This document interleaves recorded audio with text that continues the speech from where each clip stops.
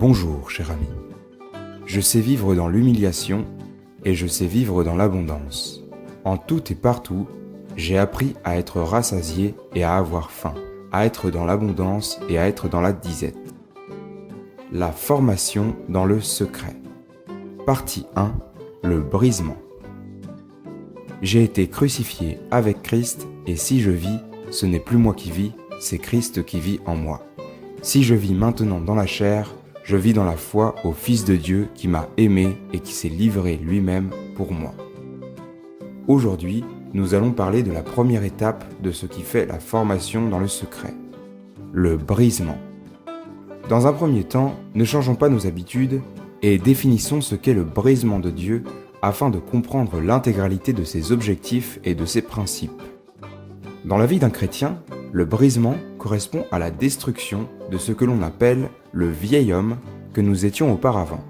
Le brisement est la souffrance infligée par le Seigneur Jésus-Christ après que l'homme lui ait donné sa vie afin qu'il lui appartienne définitivement et qu'il éradique ce qui était du péché en lui. Mais cela ne correspond pas seulement à l'anéantissement de son ancienne nature. En effet, il s'agit aussi de le délivrer de ses emprises d'esprit impurs qui le possédaient, l'asservissaient ou se servaient de lui. Le brisement se caractérise par ces éléments clés. Premièrement, l'isolement de l'homme de la part du Seigneur. Deuxièmement, l'anéantissement de son ancienne nature pécheresse. Troisièmement, la délivrance de ses emprises et de la main du diable dans sa vie. Quatrièmement, la mise en humilité totale et l'asservissement de l'homme au Seigneur. Le brisement est la première étape de la formation dans le secret. Si tu veux être formé par Jésus-Christ, tu seras formé dans le secret. Et la première étape sera le brisement. Lorsqu'un homme donne sa vie à Jésus-Christ, rien n'est plus jamais pareil. Désormais, il n'est plus sous la main du diable, mais il devient le serviteur de Dieu. Cela ne signifie pas que le diable n'a plus d'emprise sur lui, mais qu'il devient l'époux du Christ. L'homme qui choisit de servir Christ choisit d'être un travailleur de lumière et de se donner corps et âme pour le bien de l'humanité à sa propre échelle. Effectivement, quand un homme donne sa vie à Jésus-Christ, ce ne sont pas des paroles en l'air. Il crée une alliance éternelle avec lui. C'est une sorte de contrat divin, contrat qui implique que l'homme s'engage à abandonner sa nature pécheresse et charnelle et accepter d'être le disciple de Christ en lui obéissant. C'est le même principe, mais à l'opposé que le pacte avec le diable lorsque l'homme entre dans la franc-maçonnerie, dans l'occultisme ou dans les ordres mondiaux tels que les Illuminati ou le message du Graal. Cependant, ceux qui signent avec le diable ont choisi de vivre dans l'abondance et la gloire terrestre, une gloire et une richesse passagères pour brûler l'éternité entière après leur mort dans le brasier ardent des flammes de l'enfer. Tandis que celui qui choisit d'être un travailleur de lumière sera éprouvé durant sa vie terrestre. Il œuvre pour le bien, pour les affligés, pour les miséreux, afin d'obtenir un héritage de paix, de grandeur et d'amour dans les cieux. Lorsque l'homme reçoit Jésus-Christ et l'accepte comme Seigneur et Sauveur, il choisit de porter sa propre croix jusqu'au bout, et le Seigneur le guidera. Matthieu 16, verset 24. Alors Jésus dit à ses disciples, « Si quelqu'un veut venir avec moi, qu'il renonce à lui-même, qu'il se charge de sa croix et qu'il me suive. » Lorsque l'on accepte le Seigneur, Jésus-Christ nous parle dès lors par sa parole, par les intuitions, les convictions, les révélations, toutes sortes de manières et en nous parlant directement dans notre cœur ou dans notre esprit. Bien, maintenant, à celui qui écoute et qui pense qu'obéir à Dieu représente une contrainte, tu dois savoir une chose. Dieu t'aime. Il ne t'aime pas comme le monde aime, mais il t'aime d'une force infinie et insondable. Dès lors qu'il t'a créé, avant même qu'il te crée, il t'a créé et il veut le meilleur pour toi. Donc lorsque tu obéis à Dieu, Dieu te bénit, te protège, t'alerte des dangers, t'évite la souffrance, t'apporte le bonheur, la joie et l'amour. Malgré le fait que le prince de ce monde qui est le diable continue à t'assailler, continue à essayer de te faire tomber, tu marches avec le roi des rois, le Seigneur des seigneurs, et rien ne peut t'atteindre. Et si quelque chose t'atteint, toutes choses vont concourir à ton bien. Car il est écrit, toutes choses concourent au bien de ceux qui aiment Dieu. Mais si tu viens de donner ta vie à Jésus, sois sûr d'une chose. Tu passeras par la première étape de ce qui fait la formation dans le secret, le brisement. Et le brisement n'est pas tout rose. Car pour que le Seigneur brise ce que tu as été, ou chasse tes emprises qui ont duré parfois pendant plusieurs dizaines d'années, tu vas devoir souffrir. Il y aura probablement des pleurs, des colères, des tristesses, des pressions dans le monde physique comme dans le monde spirituel. Ton ancienne nature va être brisée et les esprits impurs qui t'auront longtemps contrôlé vont être agités puis chassés par le Seigneur. Mais tu vas devoir faire des efforts. Le brisement est, pour chaque personne, différent de par son intensité, sa durée et son caractère. Ceci suivant ce qui caractérisait son ancienne nature et les esprits impurs qui la rendaient captive.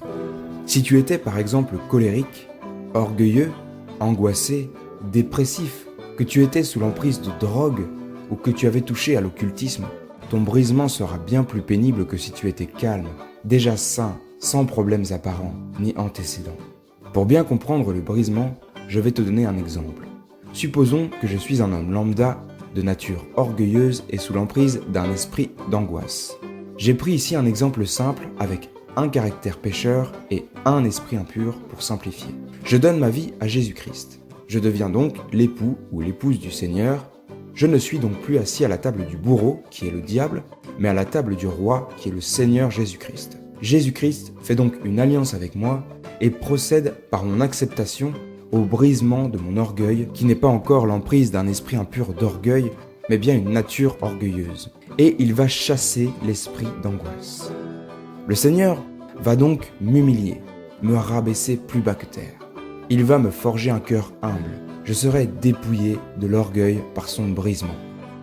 Pour cela, il utilisera toutes sortes de méthodes, selon ce qu'il voudra faire. Humiliation en public, rabaissement dans notre travail, attaque dans nos finances, bref, quelle que soit sa méthode, il te fera entrer dans le cerveau que c'est lui le roi et toi le disciple. C'est donc lui qui décide de tout. S'il veut te tuer, il te tue. S'il veut te rabaisser, il te rabaisse. S'il veut te priver de quoi que ce soit, il te prive. Mais le Seigneur t'aime. Alors il veut t'élever. Et pour t'élever, il faut que tu sois brisé, que tu sois transformé, que tu sois changé en un homme digne de lui. Bref, quelle que soit la méthode, il te fera intégrer que tu n'es rien sans lui, afin que dans ta nature d'homme pécheur s'installe définitivement l'humilité devant son maître. C'est un peu comme la punition d'un homme dans l'armée. Tu fais l'orgueilleux, je te rabaisse et je t'humilie. Dans cet exemple, Dieu brise l'orgueil de l'homme lambda, mais il doit aussi être délivré de l'esprit d'angoisse. Ici, il ne s'agit pas de la nature de l'homme, mais bien de l'esprit qui est sur l'homme, l'esprit qui le domine et qui l'utilise afin de l'asservir. L'esprit d'angoisse l'aura peut-être terrassé et contrôlé durant plusieurs années. Alors quand l'homme lambda aura donné sa vie à Jésus, Jésus-Christ va lui indiquer des sujets sur lesquels il devra prier et pour lesquels il devra combattre. Dans ce cas, chasser l'esprit impur d'angoisse. Le croyant va donc devoir passer par une délivrance. Le sujet de la délivrance faisant l'objet d'une exhortation complète, nous ne nous attarderons pas dessus pour le moment. L'homme, donc, a été brisé dans sa nature orgueilleuse et rendu humble. Il a aussi été délivré de l'esprit d'angoisse. Voici. Le brisement est donc l'anéantissement de l'ancienne nature de l'homme et sa délivrance totale. Suivant l'intensité de sa souffrance antérieure, le nombre et la puissance des esprits qui le contrôlaient, la gravité de ses propres péchés, la force et le combat qu'il décide de mener par la prière, la délivrance, la sanctification, l'homme pourra subir un brisement ayant une durée variant de plusieurs jours à plusieurs mois, seul avec Jésus-Christ, à combattre ses propres démons intérieurs et les emprises d'esprits impurs. Seul avec Jésus-Christ à être pointé du doigt par Dieu sur chacun de ses défauts, chacune de ses faiblesses pour qu'elles deviennent une force, chacune de ses failles sur lesquelles il doit travailler. Seul avec Jésus-Christ pour demander pardon à Dieu ou à son prochain pour chacune des choses qu'il a faites dans sa vie et que Dieu lui révélera par des songes ou des révélations. Seul pour que le Seigneur lui révèle les difficultés qu'il a eues dans sa vie, que le Seigneur lui révèle les combats qu'il doit mener afin de dépasser certains obstacles. Si tu veux connaître un bon exemple de brisement de la part du Seigneur, il te faut connaître l'histoire de Paul, anciennement Saul. Avant sa conversion, Paul persécutait d'une manière violente les disciples de Christ. Ceci est décrit dans Galates, dans la lettre aux Philippiens et dans les Actes des Apôtres. Paul était un violent. un pécheur, un persécuteur, un intransigeant. Jusqu'à ce qu'il se convertisse pour qu'un homme tel que Saul devienne le Paul que nous connaissons au travers de ses lettres. Dieu l'a brisé, il a anéanti son ancienne nature. Après avoir vu Christ sur le chemin de Damas, le Seigneur laissera Paul sans possibilité de boire, de voir ni de manger, pour faire de lui un homme sage, pur, humble et droit. Le Seigneur lui montrera que c'est lui le roi, que c'est lui qui décide. L'histoire de Paul est un des plus beaux témoignages de l'œuvre salvatrice du Seigneur dans la Bible. En effet, Jésus-Christ se sert bien souvent des hommes les plus pécheurs, les plus égarés, pour les utiliser pour son œuvre. C'est pourquoi il dira dans l'évangile de Luc « Je ne suis pas venu appeler à la repentance des justes, mais des pécheurs. » Bien, maintenant que nous avons éclairci à quoi correspondait le brisement du croyant, voyons ce qui nous intéresse tout particulièrement, à savoir comment être correctement brisé par Dieu et quelles sont les manières pour arriver à la meilleure transformation sans trop souffrir. Si tu n'as pas encore subi le brisement de la part de Jésus-Christ et que tu souhaites définitivement te débarrasser de ce que tu étais avant, voici 3 clés qui pourront t'aider. Ces clés sont des aides. Elles sont l'aboutissement de ma propre expérience lorsque le Seigneur m'a brisé au début de ma vie chrétienne. Premièrement, tu dois accepter que le Seigneur te brise. Tu dois accepter la souffrance qui va t'être infligée par Dieu, mais aussi de la part du diable, car il y aura des réclamations sur ta vie faites auprès de Dieu. Retiens ceci, Jésus a été puni pour nos péchés afin que nous puissions être pardonnés. Jésus a été meurtri pour nos maladies afin que nous puissions être guéris. Jésus a été fait malade afin que nous puissions avoir la santé. Jésus est devenu pauvre à notre place afin que nous puissions recevoir sa richesse. Jésus est mort à notre place afin que nous puissions recevoir sa vie. Nous voyons beaucoup de chrétiens refuser le brisement parce qu'ils ne veulent pas abandonner ce qu'ils sont. Ils se complaisent dans leur nature pécheresse. Mais mon ami, regarde-les, sans porter de jugement sur eux mais par simple constat. Tu verras que ces chrétiens stagnent dans leur vie spirituelle. Ils n'évoluent pas, ils n'avancent pas. Parfois cela fait 10 ans, 20 ans, 30 ans qu'ils sont chrétiens. Et ils se font dépasser par un nouveau converti. Pourquoi ? Parce que ce nouveau converti aura accepté l'humilité. Il aura accepté le brisement. Et il aura compris l'essence même de la prière du salut. Seigneur, je reconnais que je suis pécheur et que j'ai besoin de toi. Mon frère, ma sœur, accepte d'être brisé par Dieu. Car lorsqu'on prie, on doit prier avec le cœur. C'est-à-dire que notre désir profond et nos efforts doivent être en accord avec ce que l'on dit. C'est pourquoi Jésus dira dans Matthieu 15, « Ce peuple m'honore des lèvres, mais son cœur est éloigné de moi. » Donc, si tu veux être brisé, tu dois demander à Dieu de le faire en dévoilant tes défauts et ta nature pécheresse. Tu ne dois pas cacher tes péchés comme beaucoup le font par hypocrisie, pour ne pas montrer qu'ils sont mauvais, mais empreints de sagesse. Voici un exemple de prière. Seigneur, brise-moi. Viens détruire ce que je suis et rebâtis-moi avec une nouvelle nature. Regarde-moi, Seigneur. Je suis menteur, orgueilleux, colérique, dépressif, distrait. Ceci est un exemple. Jésus-Christ, je t'ai donné ma vie, Père. Je ne veux plus être comme ça. Je n'en veux plus de cette nature. Transforme-moi, je t'en prie, je crie vers toi. Aide-moi. Quel sera mon héritage avec un tel cœur, une telle nature? Je t'en supplie, viens me briser, Seigneur. Si tu as honte de faire une telle prière et que tu penses que cela est vain, sache que tu as tort. Pour te partager mon expérience, subissant des oppressions terribles après avoir donné ma vie à Jésus et ayant eu comme tout homme une nature pécheresse, j'ai fait ce genre de prière que tu viens d'entendre dans un parc à la vue des passants, les mains vers le ciel. C'est ça le brisement. Et si tu crois que c'est la honte, sache que mon Père qui est dans les cieux m'a donné ma récompense, au centuple de ce que j'imaginais. Mon frère, ma sœur, accepte d'être brisé par Dieu, et il t'élèvera, il te transformera. C'est la première clé. Deuxièmement, tu dois t'isoler. T'isoler ne signifie pas te couper du monde, mais te retrouver seul avec Jésus-Christ durant cette période. Rien ne doit perturber ton brisement. Sans brisement, il n'y a pas de formation par Dieu. Car pour qu'une maison soit solide, les fondations doivent être aussi solides. Lorsqu'un architecte bâtit une maison et qu'un autre architecte reprend le chantier, il reprend tout à zéro, car il ne sait pas sur quoi les fondations ont été bâties. Oblige-toi à être seul, coupe ton téléphone, retrouve-toi en nature avec Dieu. Si tu dois stopper l'église et la communion fraternelle pour un temps, cela est peut-être préférable. Il te faut donc autant que tu le peux être seul avec le Seigneur. On te propose des sorties, refuse. Entre dans la prière, la louange, l'adoration, la communion avec Dieu. Celui qui sait se mettre dans le silence sait écouter Dieu, et celui qui écoute Dieu connaît les sujets pour lesquels il doit prier et sera délivré. On te demande de te voir et de te répondre. Que fais-tu? Où es-tu? Réponds seulement, je vais bien, ne t'en fais pas.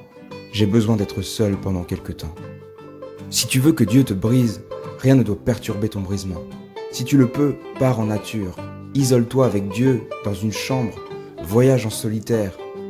Bref, celui qui veut entendre Dieu pour être guidé dans le brisement doit être à l'écoute de Dieu et faire les efforts nécessaires pour être brisé.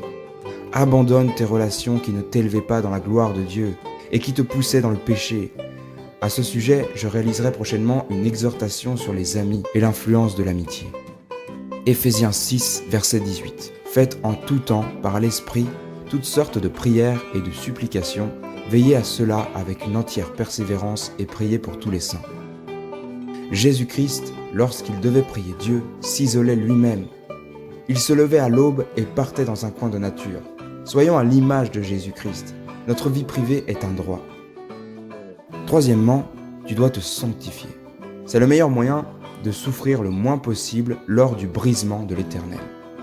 Pour ce faire, je t'invite à aller voir l'exhortation que j'ai réalisée précédemment sur la sanctification. Prière, lecture de la parole de Dieu, louange verbale adressée au Seigneur seront les meilleures clés pour un brisement sans trop de perturbations. Bien, maintenant, tu as toutes les clés pour être brisé par le Seigneur afin d'être transformé et de recevoir ta nouvelle nature. Tu vas pouvoir faire une avancée fulgurante dans ta vie chrétienne et dans ta spiritualité. Les gens qui te connaissaient pécheur avant n'ont qu'à bien se tenir. Ils ne te reconnaîtront plus et ils n'auront même plus moyen de t'attaquer. Si tu as déjà été brisé par le Seigneur, tu peux directement passer à la deuxième partie de ce grand thème, la formation dans le secret. Si tu as donné ta vie à Jésus, mais que tu n'as pas réalisé cette étape essentielle du brisement, je te souhaite beaucoup de courage. Sache que cette étape est l'une des plus difficiles dans la vie d'un chrétien. Mais pour t'aider, retiens ce verset. 1 Pierre 5, verset 10. Le Dieu de toute grâce vous a appelé en Jésus-Christ, à sa gloire éternelle. Après que vous aurez souffert un peu de temps, vous perfectionnera lui-même, vous affermira, vous fortifiera et vous rendra inébranlable. Prochaine vidéo de ce grand thème, le désert spirituel.